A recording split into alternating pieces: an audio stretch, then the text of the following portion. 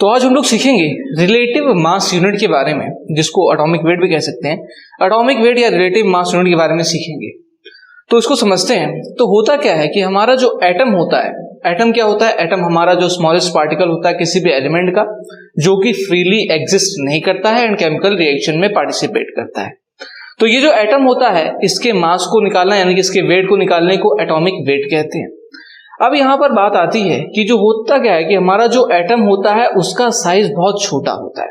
Size तो उसका छोटा होता ही है, साथ ही साथ उसका जो वेट होता है वो भी काफी जो है छोटा होता है। कैसे छोटा होता है? आप ये समझ सकते हैं कि इसका जो ऑर्डर होता है वो 10 टू द पावर -24 ग्राम के अबाउट होता है। केजी की तो बात छोड़ दीजिए, 10 टू द पावर -24 ग्राम, इतना कम होता है ये। तो हुआ क्या कि साइंटिस्ट जब इनिशियली इसको ढूंढ रहे थे तो एटम को वेट करना बहुत मुश्किल हो रहा था कि एटम को हम ऐसे उठा के किसी भी बैलेंस पे रख के हम वेट तो कर नहीं सकते। तो इसका मास या फिर इसका वेट निकालने के लिए उन्होंने क्या किया, उन्होंने एक कंसेप्ट निकाला रिलेटिव मास यूनिट का, यानी कि उन्होंने कंपैरिजन करके इसका वेट बता दिया। इसको एक एग्जांपल से आप समझ सकते हैं कि दो लोग आपके सामने हैं, एक का वेट जो है दूसरे से 10 केजी ज्यादा है। अब पहले का वेट जो है आपको पता नहीं, अगर पहले का वेट अगर आपको मालूम पड़ जाए कि इसका वेट 5 केजी है तो दूसरे वाले का आप इजिली 15 केजी बता सकते हैं। लेकिन यहां पर क्या है, पहले वाले का आपको नोन नहीं है तो पहले वाले का आप अंज्यूम कर लेंगे कि इसका वेट मान लीजिए इतना है, तो उसके रिस्पेक्ट में दूसरे वाले का वेट कितना होगा ये आप आसानी से डिटरमाइन कर सकते हैं। तो कुछ वैसा ही जो है साइंटिस्ट ने भी किया, उन्होंने एक रिलेटिव मास यूनिट का जो है कंसेप्ट लाया, यानी कि उन्होंने कंपैरिजन कर दिया कार्बन 12 आइसोटोप से। मतलब कार्बन 12 जो होता है आइसोटोप होता है कार्बन का, उसके मास उससे वेट से कंपैरिजन करके एक रिलेटिव मास जो है क्रिएट करने की कोशिश की। अब क्या होता है इसको समझते हैं। द रिलेटिव एटॉमिक मास और atomic weight of an element, the number of times one atom of the element is heavier than 1/12 times of mass of an atom of carbon 12. The relative mass is equal to mass of one atom of element upon 1/12 of mass of one C12 atom. मतलब क्या हुआ कि यहां पर उन्होंने comparison किया एक atom के वेट से कार्बन 12 के 1 यानी कि एक कार्बन 12 आइसोटोप है, उसका वेट था, उसको 1/12 कर दिया एंड उससे कंपैरिजन कर दिया वेट को, एंड रिलेटिव जो वेट है वो सबका क्रिएट करते चले गए। तो ये उन्होंने फॉर्मूला यूज किया, उन्होंने एक एटम का ऑफ एलिमेंट का मास रखा ऊपर एंड नीचे में 1/12 of mass of one C12 atom, एक कार्बन 12 आइसोटोप के एटम का 1/12 मास रख दिया एंड इसका रेशियो निकाल के रिलेटिव मास को कैलकुलेट करने लगे। अब इस रिलेटिव मास की एक यूनिट होती है जिसको हम डिफाइन करते हैं AMU से, atomic mass expressed in AMU। AMU की फुल फॉर्म होती है atomic mass unit. Atomic mass unit is equal to होता है 1/12 of mass of carbon atom. अब हम बात करते हैं फ्रैक्शनल एटॉमिक मास की। फ्रैक्शनल एटॉमिक मासेस क्या होते हैं? Atomic masses are not whole number, the reason is isotopes.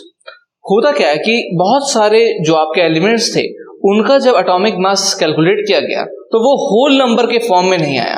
Whole number के फॉर्म में नहीं आया, इसका मतलब जो नंबर्स हम लोग यूज करते हैं नॉर्मल, उनके फॉर्म में ना आके वो फ्रैक्शनल फॉर्म में डिजिट के जो है पॉइंट्स वगैरह के फॉर्म में आने लगा। तो बात आई कि यहां पर ऐसा क्यों हो रहा है, तो इसका रीजन है आइसोटोप्स का फॉर्मेशन। आइसोटोप्स क्या होते हैं? किसी भी एलिमेंट्स के आइसोटोप होने का मतलब ये है कि वो एलिमेंट दो फॉर्म में एग्जिस्ट कर रहा है, जिसमें आपका जो एटॉमिक नंबर है वो तो सेम है लेकिन मास नंबर डिफर करता है। एटॉमिक नंबर सेम होने का क्या मतलब है कि नंबर ऑफ प्रोटॉन्स उसमें सेम है एंड मास नंबर डिफर कर रहा है, यानी कि नंबर ऑफ न्यूट्रॉन्स उसमें डिफर कर रहे हैं। एग्जांपल के तौर पर आप हाइड्रोजन का ले सकते हैं। हाइड्रोजन के 3 आइसोटोप होते हैं, प्रोटियम, ड्यूटियम, ट्रिटियम।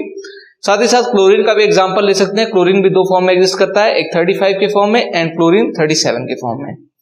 तो अब यहां पर average relative atomic mass calculate कैसे किया जाता है इसके बारे में थोड़ा जान लेते हैं। तो एग्जांपल के तौर पर आप क्लोरीन का ले सकते हैं। ये एक आइसोटोप है, दो फॉर्म में एग्जिस्ट करेगा, एक है 35 के फॉर्म में क्लोरीन 35 एंड एक है क्लोरीन 37। एटॉमिक जो नंबर है वो सेम रहेगा 70 दोनों ही केसेस में। तो होगा क्या कि इनका जो एग्जिस्टेंस होता है एटमॉस्फेयर के अंदर वो होता है 3:1 के रेशियो में। 3:1 का रेशियो मतलब 75% आपका 35 वो वाला परसेंट होगा क्लोरीन 35 एंड 25% आपका क्लोरीन 37% होगा। तो average relative atomic mass calculate कैसे करते हैं, तो जितना ये एग्जिस्ट कर रहा है, जैसे कि फॉर एग्जांपल क्लोरीन 35 3 रेशियो में एग्जिस्ट कर रहा है तो 35 इंटू 3 प्लस में 37 आपका 1 रेशियो में एग्जिस्ट कर रहा है तो 37 इंटू 1 अपॉन में 3+1 ये कर देते हैं। इसको फर्दर सॉल्व करते हैं तो हमारा वैल्यू आ जाता है 35.5।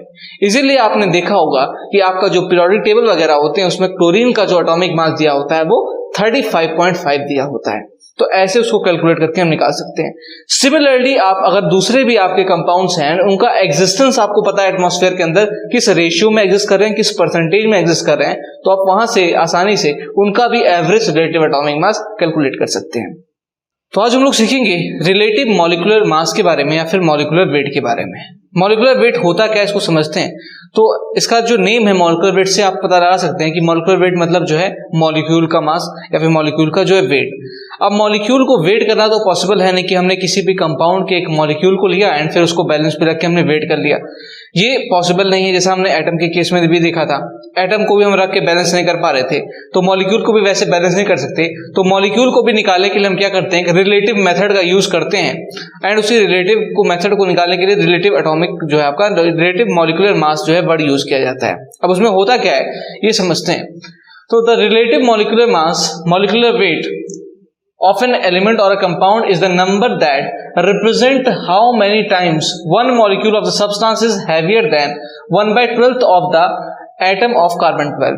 यानी कि रिलेटिव मॉलिक्यूलर मास का मतलब ये होता है कि किसी भी कंपाउंड या का जो मॉलिक्यूल है वो कितने टाइम्स, कितनी बार जो हैवियर है आपके एक कार्बन 12 एटम के 1/12 मास के। यानी कि एक कार्बन 12 एटम था, उसका 1/12 आपने मास लिया एंड उसके कंपैरिजन में कितना टाइम्स हैवियर है, उसी को हम उसका मॉलिक्यूलर वेट कहेंगे। हमारे लिए ये जो डेफिनेशन है वो उतना इंपॉर्टेंट नहीं, समझने के पर्पज से है। अब हम समझेंगे एग्जांपल के थ्रू कि आखिर जो ये मॉलिक्यूलर वेट होता है इसको कैलकुलेट कैसे किया जाता है। अब एग्जांपल के थ्रू हम समझते हैं कि हमें मॉलिक्यूलर वेट जो होता है वो आखिर कैलकुलेट कैसे किया जाता है। तो एग्जांपल है आपके सामने, calculate the molecular weight of the following compounds. A है copper sulphate crystals CuSO4 into 5H2O, B ammonium sulphate NH4 twice SO4। Cu is equal to 63.5, S is equal to 32, O is equal to 16, N is equal to 14 and H is equal to 1। यहाँ पर आपको जो नीचे दे रखा है ये आपको atomic masses दे रखे हैं एंड इनकी हेल्प की जो है हेल्प से आपको कैलकुलेट करना है कि ये जो कंपाउंड्स है इनका जो है मॉलिक्यूलर वेट कैसे जो है कितना होगा।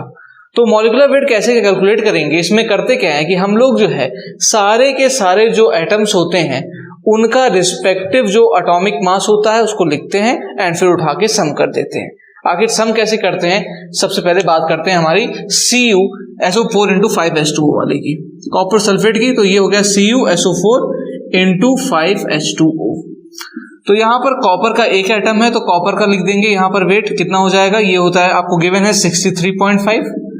सल्फर का प्लस कर देंगे तो सल्फर का भी एक एटम है तो ये हो जाएगा एक एटम का कितना होता है 32, प्लस में हो जाएगा ये ऑक्सीजन के टोटल कितने एटम्स हैं, तो ऑक्सीजन के 4 यहाँ पर है एंड एक यहाँ पर, एक नहीं ये 5 यहाँ पर है, तो ये हो गया 4 एंड ये 5 यानी कि 9, तो 9 इंटू हो जाएगा 16।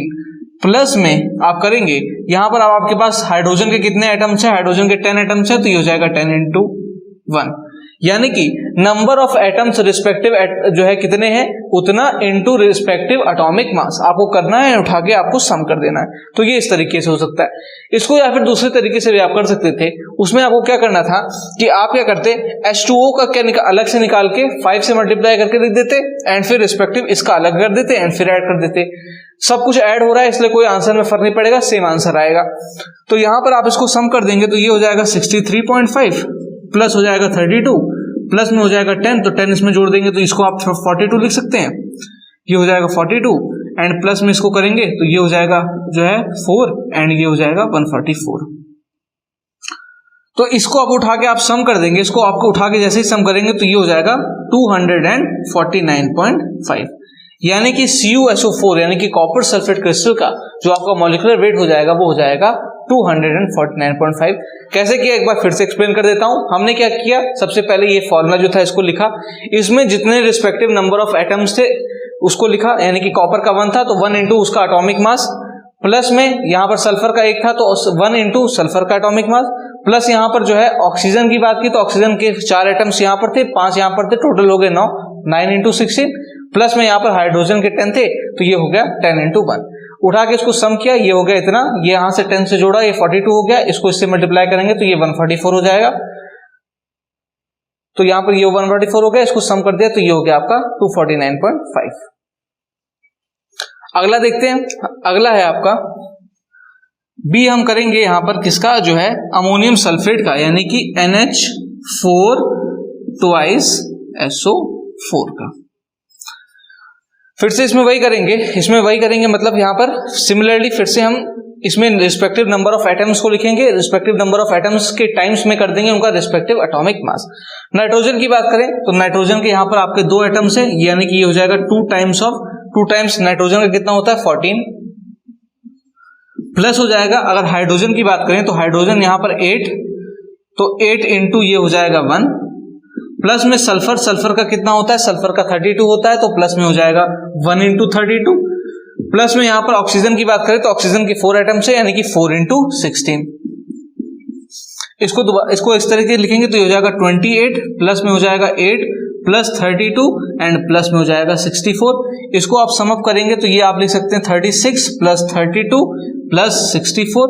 इसको आप सम अप करेंगे तो ये हो जाएगा 132, यानी कि आपका जो अमोनियम सल्फेट है उसका आपका जो मॉलिक्यूलर वेट हो जाएगा वो हो जाएगा आपका 132 एंड कॉपर सल्फेट का हो जाएगा 249.5। ये हो गया रिस्पेक्टिव तरीका कैसे हम कैलकुलेट करेंगे, एंड ऐसे आप कैलकुलेट कर सकते हैं।